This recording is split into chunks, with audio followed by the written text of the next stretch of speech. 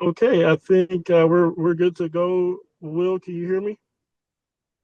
Yes, sir. Okay, you've got the mic. Um, Feel free to go. Okay, great. Good afternoon, everyone.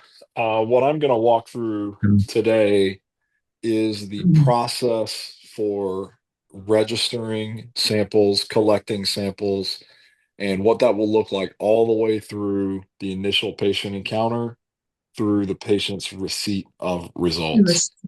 So I'm going to go through that here by sharing a couple of screens and walking through the process. We'll register a sample together. I will send a simulated result out. I'll let you see how that whole process looks.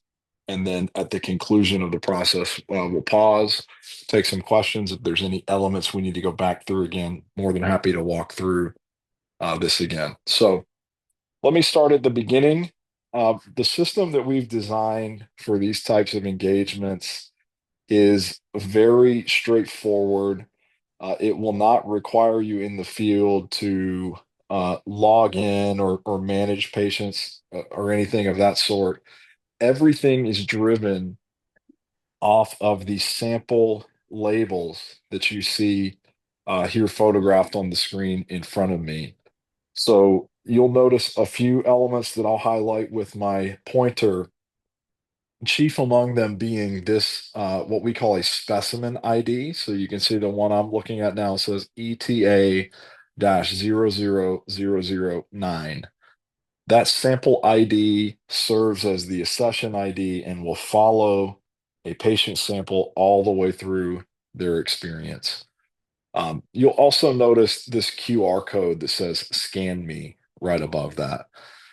This QR code is the easiest way to initiate the testing. So I know that we have many people on the call. You all collect samples in different environments and settings.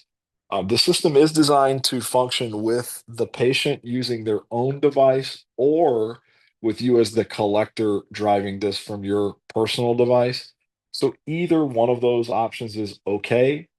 I will leave it to you and your management teams to make selections as to how you want to do that in your individual context.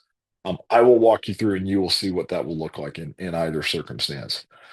You'll also note that this does still serve as a traditional sample label.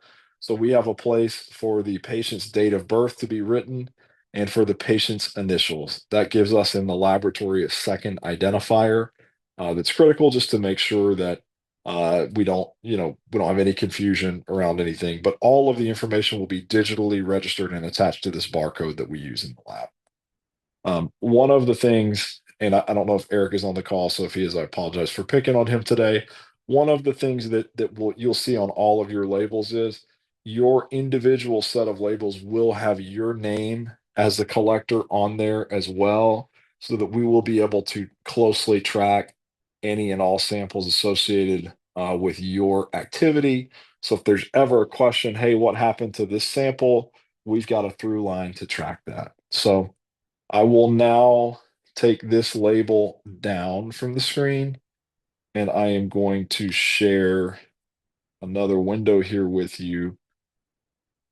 So the QR code that you saw on the label, when that is scanned, it will take you, it will take you to the very next page that I'm going to show you. This is app.tigertest.com. This is the front end page for all of this testing. So that sample ID that we saw, ETA-00009, is that sample ID. If you scan the QR code on the label, it skips this stuff of having to enter the code and takes you straight to the beginning of the registration. So I will do that now. Enter that in, and I'll click continue. Make sure I entered that right. Hold on 1 second, guys. Just make sure I entered that correctly.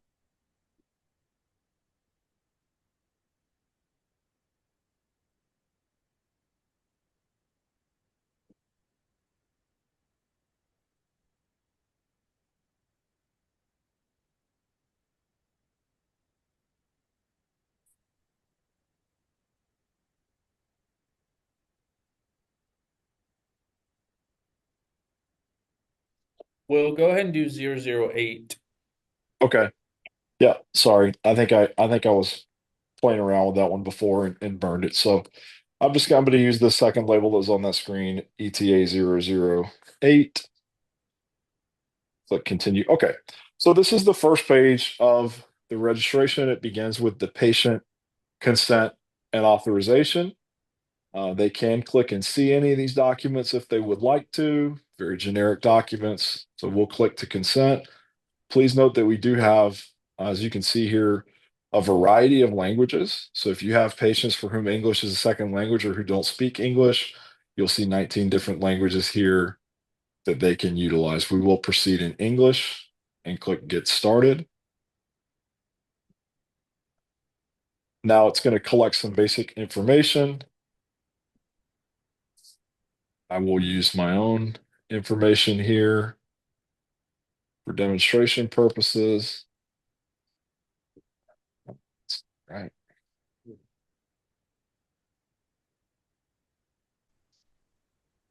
Just want to highlight the information selected here: first name, last name, date of birth, phone, and email. And one of these, they will be able to select either their phone number or the email for the receipt of results.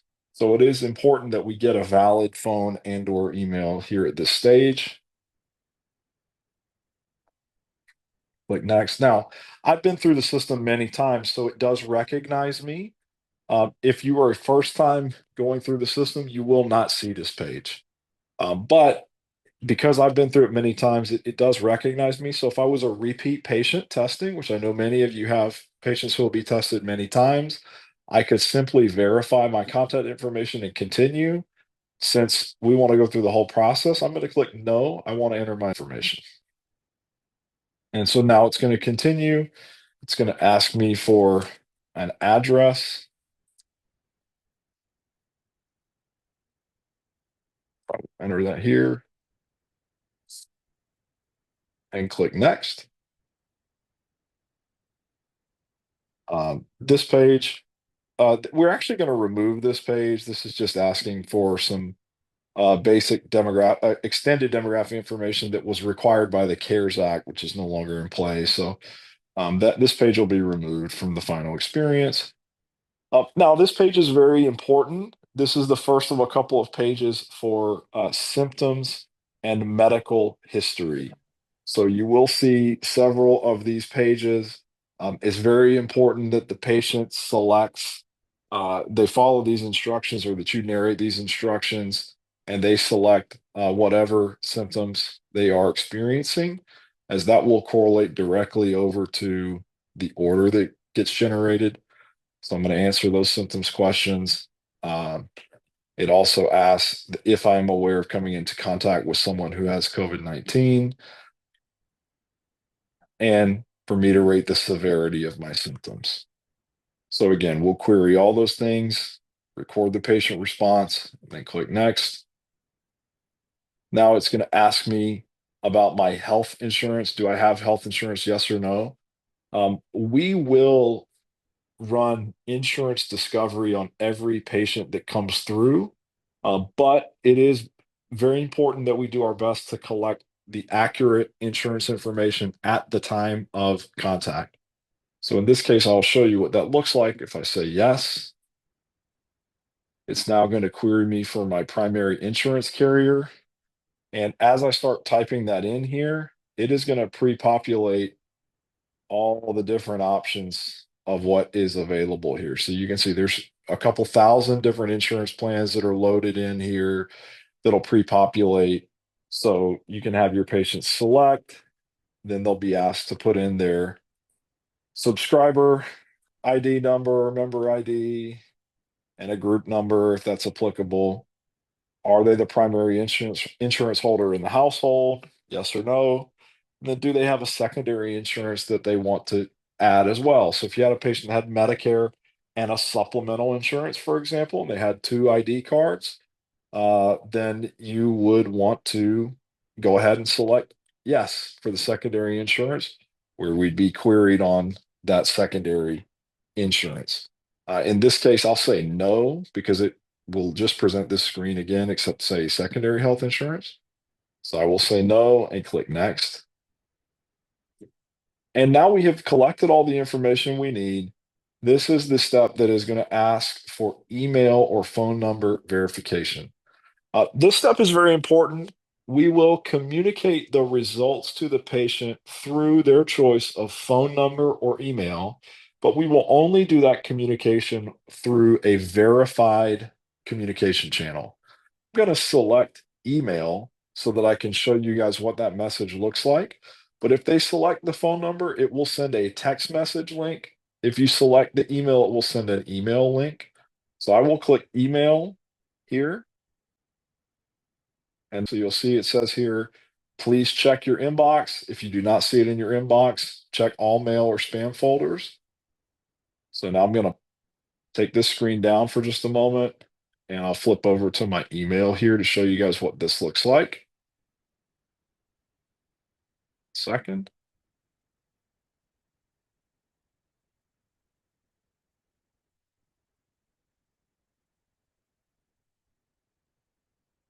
Give a moment for that to come up for everybody. Okay. And this, you can see my email inbox here. And you'll notice the message that says, please finish the registration process by following the link below for testing kit ETA-00008. Verify my email. So I will now click on this link that says verify my email. And that will take me to a screen here that says finished. Notify me that I've done everything that I need to do and that now I'm ready to collect the sample. Um, these are kind of stock instructions for how to self-collect the nasal swab. In most of the cases, these will be administered collections. Sometimes they may be self-collection. So here are instructions and instructions for how to affix the label to the tube. If the patient wanted to download a PDF of these instructions, they may do so at this time, or you may do so. But this page signifies that everything is finished. We've established and verified the communication channel. It's now time to collect the sample, to place that initial QR code label on the specimen vial, and to ship it back to the laboratory. And what I'm going to do now is go in and push a simulated result for this sample. And then I'll show you how the email comes over with the result and what that looks like. So give me just a moment here to force feed a result on the back end.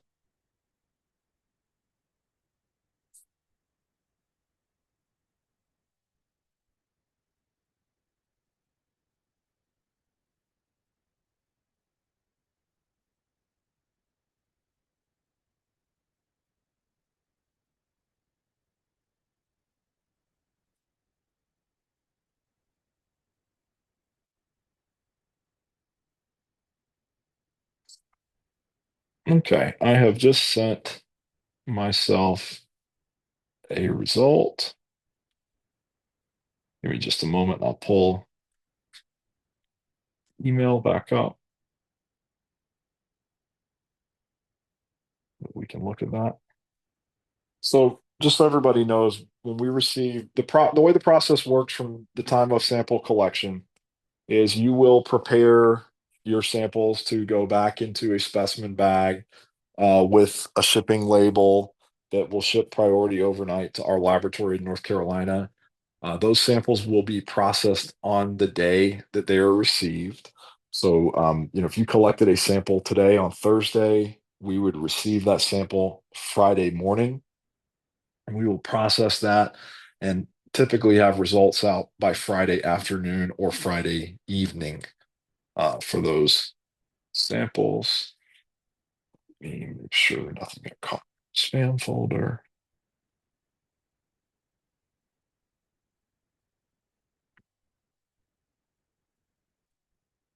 Give me 1 second here. See where my result is.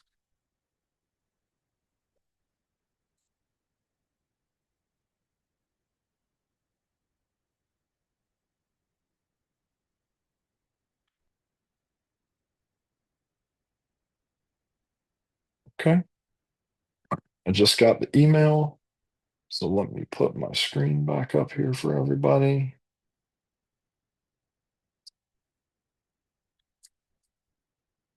Okay, so this email that I just received is the notification that my lab results are in for the order. So Will, please follow the link below to access your lab results for number ETA-00008. I will click log in for the results. So what you will see is that opens a page to access the results. It will pre-populate my email address. It will pre-populate this access code that is also listed in the email. And then I will verify my identity by entering my date of birth.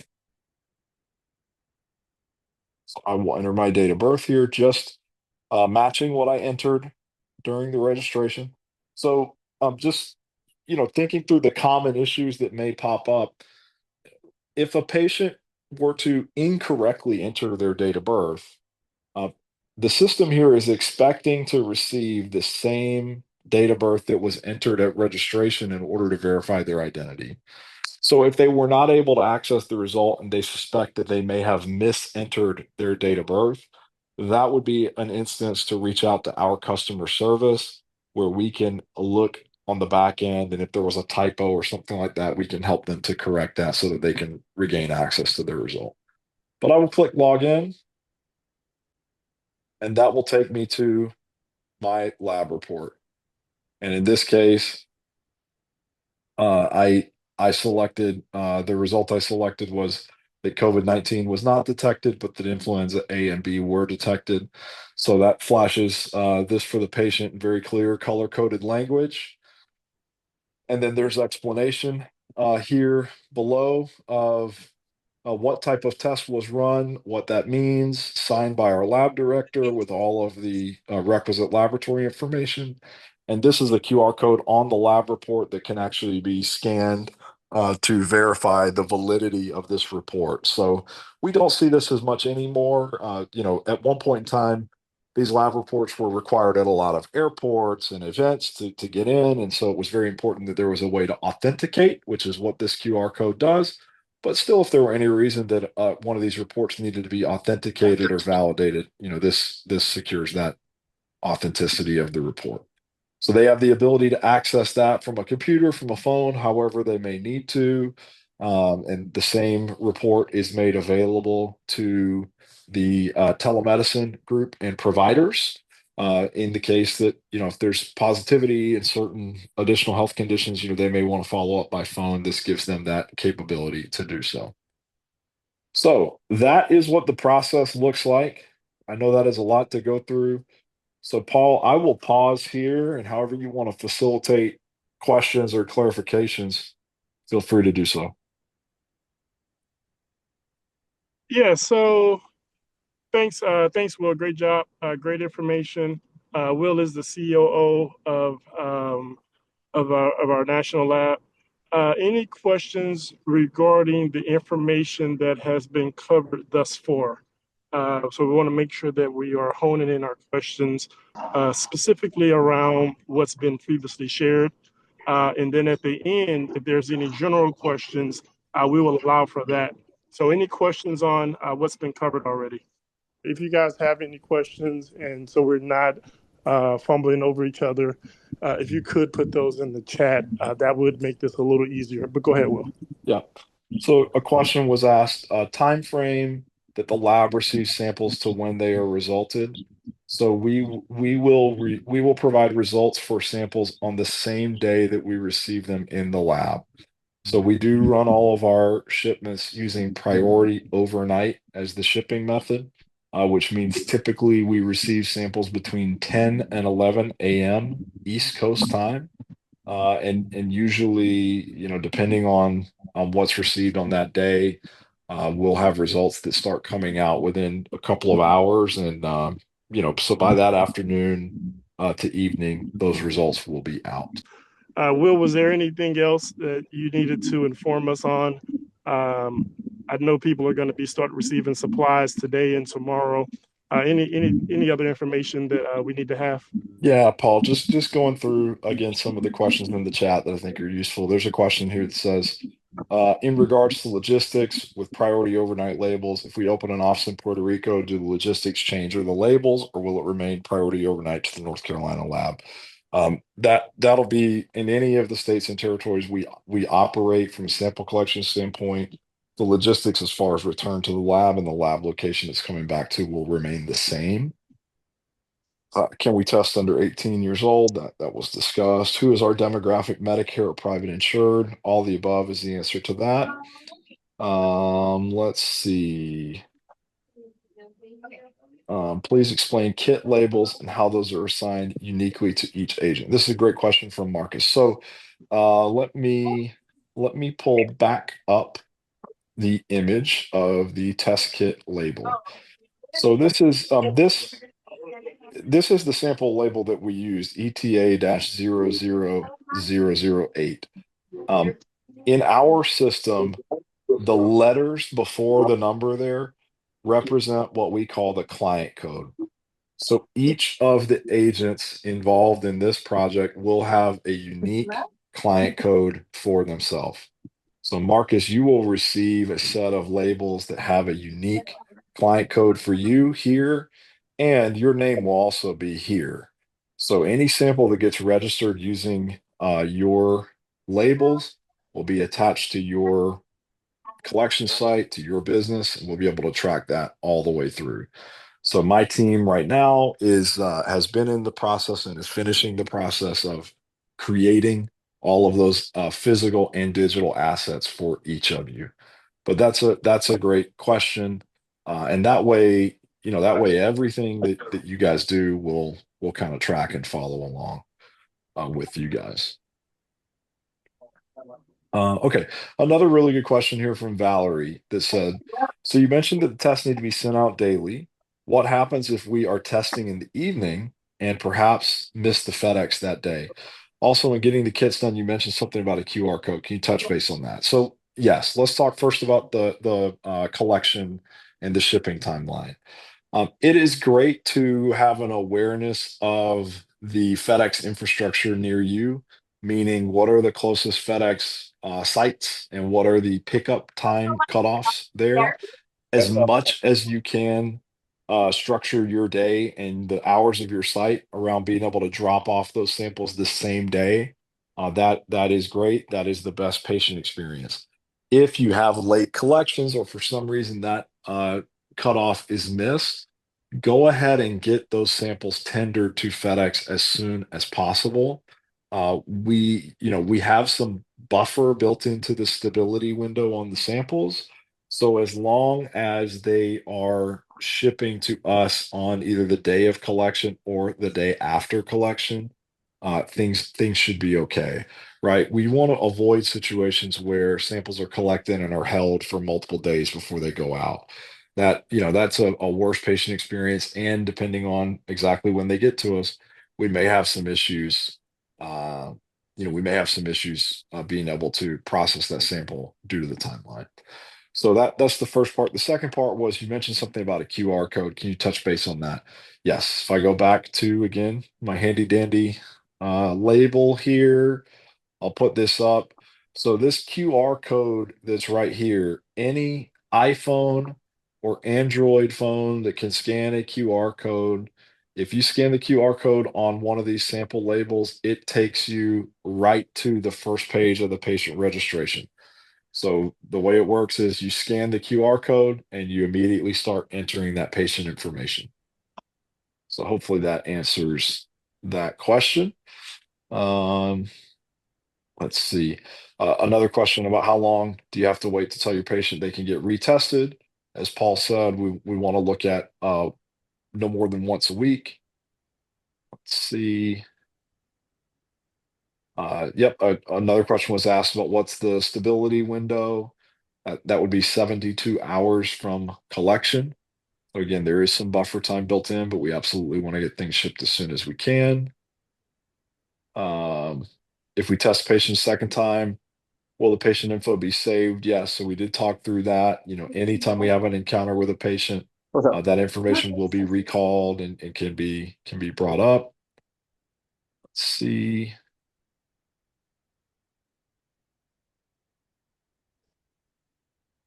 Some questions about insurance in Puerto Rico. Yes, we can do all those things. Yep. Question was asked, explain best practice for weekend collection. So really the same as collection during the week. Our lab operates and processes samples Monday through Saturday, and we receive samples Monday through Saturday. So regardless of when you're collecting on the weekend, collecting, as Peter just said, making sure everything is written and sealed properly, and then tendering that to FedEx for pickup as soon as possible. Will get it to us within the stability timeline. There's a question here. This is a good question. It says, will a patient have only one, I guess that's a sample ID number, or will the patient use a new one each time they test? Every patient will use a new sample ID, a new label every time they come through and test. If they have tested with us previously, we will recognize their patient information from before and allow them to basically copy that patient information onto the new registration. So, okay. That is I think I've worked our way through the chat there. We are coming up close on time. Want to be respectful. I know we got a lot of people, a lot of different schedules. So, Paul, we got a few minutes left. I'll turn back over to you if there's any any concluding things you want to hit on. Yeah, so appreciate everyone for making yourselves available. I know we've got some managers. Obviously, if there's some follow-up questions or you think of something later on, just give me or Jesse a holler, and we'll make sure we get those questions directly to the lab. Regarding your portals, as you can see the system, the portals are kind of only used for reporting purposes. And so you should be receiving that information in the next day or so. But again, the portal is only used. So for your login and password, that's only going to be used for tracking and reporting purposes. So you can look at your numbers and look at that data. But as it relates to operational, once you have those kits, your vials, the labels for the vials, as well as your return labels. Once your manager receives that and hand those out, you will literally be ready to roll. And so I don't have anything else. I'd like to thank Will. Thanks again, everyone. Enjoy your Thursday, and I look forward to working with you. Thank you. Thank All you. right. Thanks, Will. Thanks, Paul. Thanks, Will. Thank you, Paul.